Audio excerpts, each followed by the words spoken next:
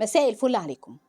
شوف يا معلم، عشان بس نبقى متفقين واكون رديت على اللي بيقول لي انت مع مين ضد مين وبتأيدي مين. انا يا معلم قلبا وقالبا مع مجلس حسين لبيب، بدعمه وبأيده وبدعم قراراته اللي بتصب في مصلحة الزمالك، وضد كابتن حسين لبيب ولا بدعمه ولا بأيده ولا بأيد قراراته وقت ما تكون قراراته دي ضد مصلحة الزمالك. انا مع مرتضى منصور لما يبني فريق مرعب زي ما عمل في 2019 2020 ووصلنا الفاينل افريقيا وجاب كونفدرالية وسوبر افريقي، وضد مرتضى منصور لما يبيع مصطفى فتحي ويستغنى عن طارق وما يقرصش على بن شرقي في التجديد ويبدأ يفرغ الفريق. انا ضد ممدوح عباس اللي خرب النادي في فترة ال10 سنين العجاف، ومع ممدوح عباس اللي بيدعم النادي النهارده وبيدفع فلوس عشان التجديد للاعبين والصفقات. وارد تلاقيني بشيد بقرارات مجلس إدارة الزمالك أو برفع شخصا ما على الأعناق في حلقة من الحلقات، ووارد في الحلقة اللي بعدها أو اللي قبلها تلاقيني بهاجم قرارات مجلس إدارة الزمالك ونازلة ضرب في نفس الشخص اللي رفعته على الأعناق في الحلقة اللي فاتت لمجرد إنه خد قرار خزعبلي يعطل مسيرة الزمالك. باختصار كده يا عزيزي، عشان ما تهش مني، أنا مع الزمالك يا معلم، ومع أي شخص بيعمل من أجل مصلحة الزمالك أيا كان اسمه مهما كان مكروه في الوسط الرياضي، وضد أي شخص بيعمل على هدم نادي الزمالك أيا كان اسمه مهما كان محبوب في الوسط الرياضي. وصلت؟ الله يبارك لك، طمنتني. لوجو مين ده؟ ده لوجو شركة ذات. مين شركة ذات بقى؟ دي شركة الملابس اللي تعاقد معاها الزمالك. طب فين بقى الملابس اللي الشركة دي مفروض تبعتها للزمالك وما بعتتش التصميم الجديد ليه لحد دلوقتي؟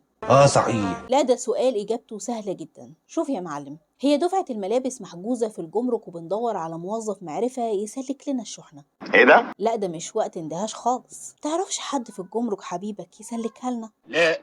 ولا أنا، بس ما تقلقش، أدينا مستنيين، يمكن تفرج النهاردة ولا بكرة، الله أعلم. لا انت بتهزر. لا، هو أنا بهزر وبسف، بس هي دي الحقيقة. الحقيقة إن التهريج وصل بينا إننا مش عارفين ندخل ملابس الفريق واللعيبة بتشتري لبس من بره. فرجها علينا يا رب، وحد من مجلس إدارة الزمالك يتحرك وينهي المهزلة دي اللي ملهاش أي 30 لازمة، وبنعمل منها أزمة كبيرة وبنفرج الناس علينا. كابتن محمود الخطيب قال كلام مهم جدا في الفترة الأخيرة. الناس قالت إن كابتن محمود الخطيب قال لإمام ما تخسرش جماهير الزمالك، وادى اوردر للناس اللي حواليه محدش فيهم يجيب سيرة المنافس خالص. والحقيقة ان الكلام ده غريب وعجيب لسبب بسيط، لان منين كابتن خطيب ادى اوردر للناس ما تجيبش سيرة المنافس في وقت فيه نفس الناس دي ليل نهار بتقطع في الزمالك وملهاش سيرة غير سيرة الزمالك في قناة النادي الاهلي؟ شوف يا معلم، ما هو اللي كتب التصريحات اللي انتشرت دي على لسان كابتن محمود الخطيب يبقى جيم جيم، يا اما كابتن محمود الخطيب قالها فعلا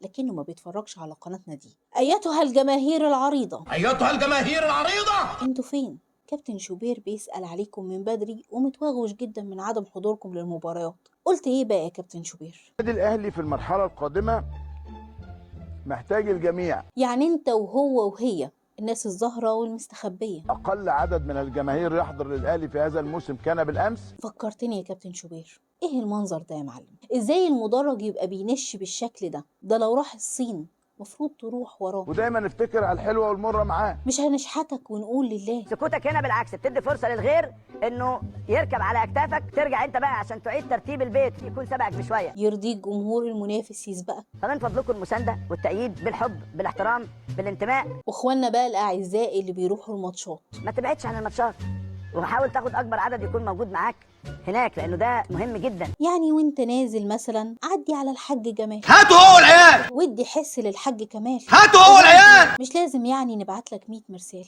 امال فين بقى بنهد جبال وهنشجع الابطال؟ قالك لو سألت اي حد عاقل ماشي في الشارع وفاهم كورة هيقولك ان الاهلي نادي القرن. معاك حق. ايوه طبعا، علموا هنا في كتاب الشيخ بسطويتي ان السبعة اكبر من التسعة، وترتيب الارقام بتكون كالاتي: 10 9 8 7. ازاي بس؟ ما انا هقولك ازاي، مش سألتني السؤال اجاوب بقى سعادتك. هو الفايز بدرع الدوري مش بيكون صاحب المركز الاول؟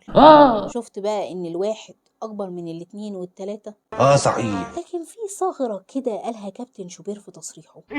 انت لو دورت على حد عاقل بيفهم كورة ماشي في الشارع وقتها مؤكد هيطلع زملكاوي. بعد ما فاز الزمالك بدوري 2021 مع كارتيرون وبعدها جه فريرا بسكواد متهالك حرفيا قدر يفوز بدوري وكاس في الموسم اللي بعده. اتهيأ للكل ان فريرا ساحر وانه هيفوز باي بطولة يشارك فيها الزمالك حتى لو كان بيمتلك سكواد الزمالك في 2010، والكل راهن على قدرات فريرا.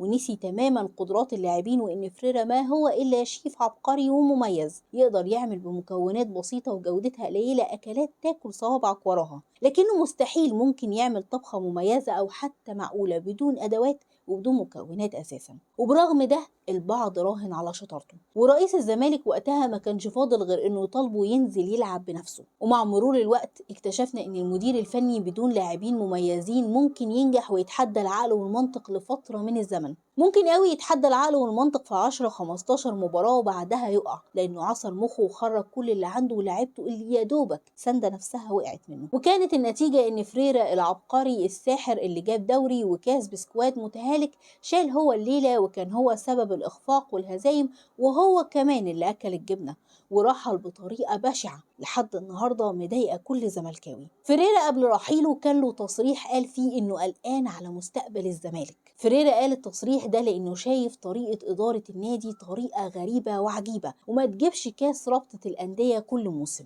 النهارده احنا بنمر بنفس الظروف اللي مر بيها فريرا مع جوميز بدأ ولايته بسكواد محتاج يتكهن فيه كام لاعب كده واقف على رجله، و4-5 لعيبه سوبر والباقي رجله مش شايلاه ومحتاج يرحل غير مأسوف عليه. جوميز لأنه مدير فني عبقري فكر في نفسه وقرر يفوز بالبطولة اللي المجلس شارط عليه يفوز بيها وهي بطولة الكونفدرالية، ولأنه برضه مدير فني عبقري ضحى بكاس مصر اللي هيهلك لعيبته بدون فايدة، ويمكن كمان يضيع منه السوبر الأفريقي لأنه ما عندوش قايمة كاملة يقدر يقرص على اللاعبين اللي فيها ويخليهم يلحموا الموسم في الموسم. جوميز بعد فوزه بالسوبر الأفريقي طلب مجموعة من اللاعبين في مراكز مختلفة، والناس في المجلس وفرت له كام لاعب في كام مركز وقالوا له مشي حالك. وكانت النتيجة إن حتى اللاعب اللي ظهر ولعلع كان بنتايج الباك ليفت اللي عنده غيره فتوح. الوينج اللي جابه المجلس كان مشلاك، والمهاجم اللي طلبه كان عمر فرج وعودة حسام أشرف من الإعارة. وبرغم ده جوميز بعبقريته الفنية ما زال بيقاوح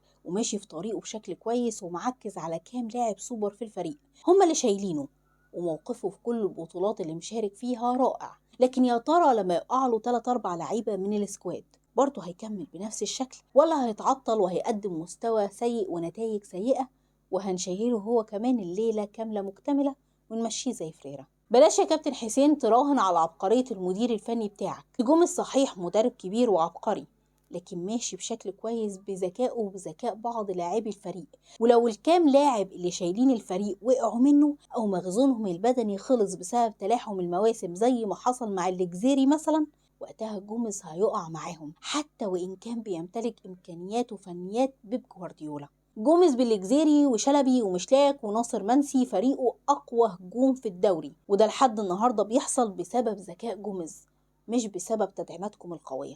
جوميز بيعمل اللي يقدر عليه وزيادة 2-3 وبيوفي بكل وعوده، فياريت المجلس كمان يعمل اللي عليه تجاه جوميز ويلبي للراجل طلباته وينفذ وعوده. واوعى تفرح باللي وصلنا له او تراهن على ذكاء جوميز اكتر من كده، لنلاقي نفسنا كلنا كده داخلين في حيطة سد.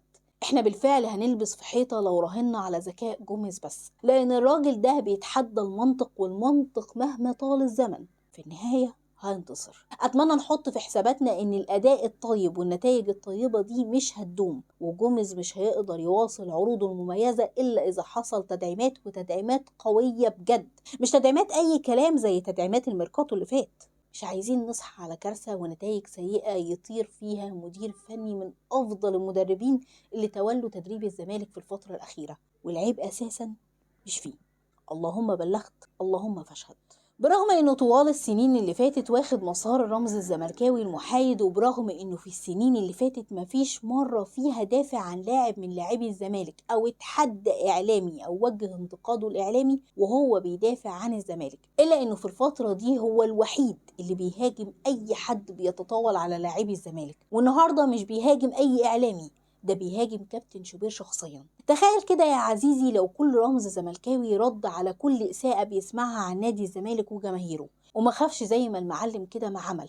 مش الناس في الإعلام هتعمل لنا حساب وهيبطلوا يقطعوا في لعيبتنا، أو على الأقل هيخفوا علينا وعلى لعيبتنا شوية؟ أنا نفسي أعيش وأشوف اليوم اللي فيه رموز الزمالك تدافع عن ناديها بكل قوة زي ما بتعمل رموز الأهلي في الفضائيات وعلى السوشيال ميديا. والله يا عزيزي ما هتقل في نظر حد ولا هتخس النص لما ترد على إساءة لناديك، بالعكس ده انت هتزيد في نظر جماهير ناديك اللي عملت اسمك وكانت سبب بعد ربنا سبحانه وتعالى في شهرتك وفي اللي انت وصلت له وفي انك النهارده موجود على الفضائيات. في النهاية بتمنى النصر لأهلنا في فلسطين، وبتمنى التوفيق دائما وأبدا لنادي الزمالك فيما هو قادم، ومهما كانت الظروف وأيا كانت المتاعب خليك دايما ورا الزمالك.